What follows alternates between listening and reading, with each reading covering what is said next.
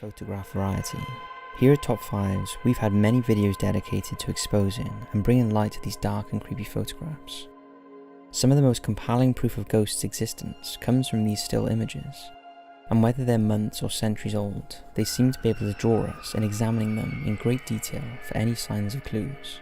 There are countless ways to fake a ghost photograph though, through third-party apps or image-altering software. But with these next 5 photographs, you will find the skeptic in you question itself.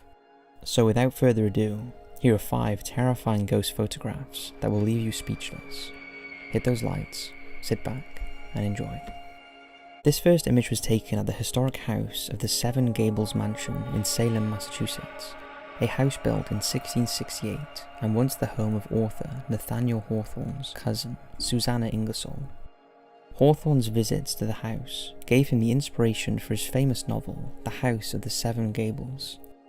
Nowadays the home is a museum that receives many visitors each year. It also has a reputation as being haunted. In 2013, visitor Lisa B snapped a photo of the house and noticed the ghostly image of a boy in the shrubbery peering over the wooden fence. Take a look.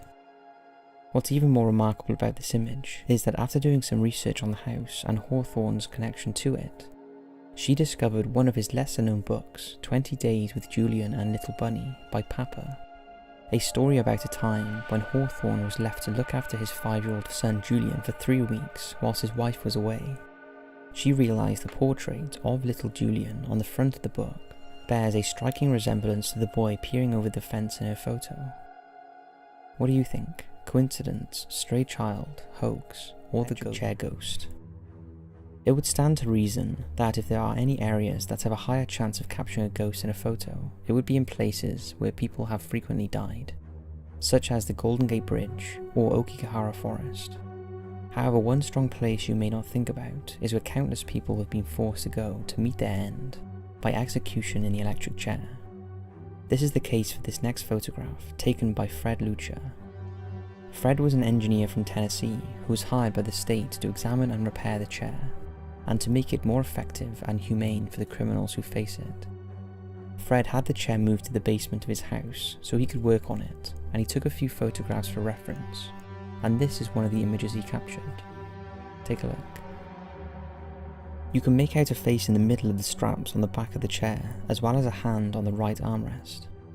What do you think? Is this just an example of seeing something that isn't there? Is this just an example of pareidolia? Or do you think all of the death this chair has seen, as well as the massive amounts of electromagnetic forces it's been subjected to, that it may have kept one of its victims trapped there forever? Family sticks with you through thick and thin, but that saying may stretch further to even after death. This is what Robert Ferguson believed after a seemingly normal picture of him was taken back in 1968. The photo you're seeing is a younger Robert giving a speech at a spiritual convention in Los Angeles. But what people quickly notice is the strange, somewhat transparent figure standing next to him.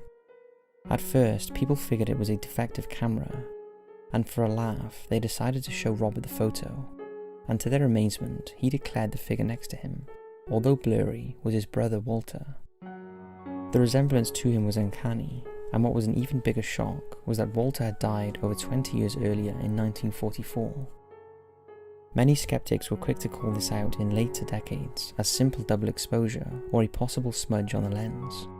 Many of those arguments are put to rest quickly when they learn the photo was a Polaroid, making the argument for double exposure next to impossible. So what do you think? The ghost in the loft. It is often a taboo topic to speak of ghosts in churches or other holy grounds. Many people try to associate ghosts with an evil presence or a malicious spirit, but that is not always the case.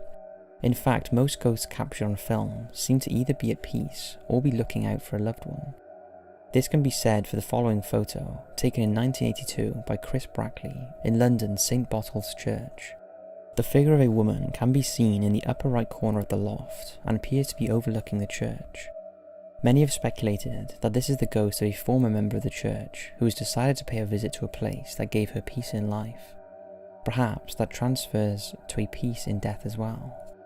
This photograph has no gory backstory, it's just a serene looking ghost taking comfort in the peace and tranquility of a church. Or so it seems. What do you think? As the grip around the internet. The picture consists of two female friends posing for a photograph together, with the city lights in the background, and as you'll probably noticed, the half-seen figure of what appears to be a man grabbing one of the girls by the arm. Unnoticed by either of the girls, it's even creepier as it seems the figure is trying to pull one of the girls towards him. You can sort of make out a face, but it's the arm that makes the photo suspect, and many think it's a hoax.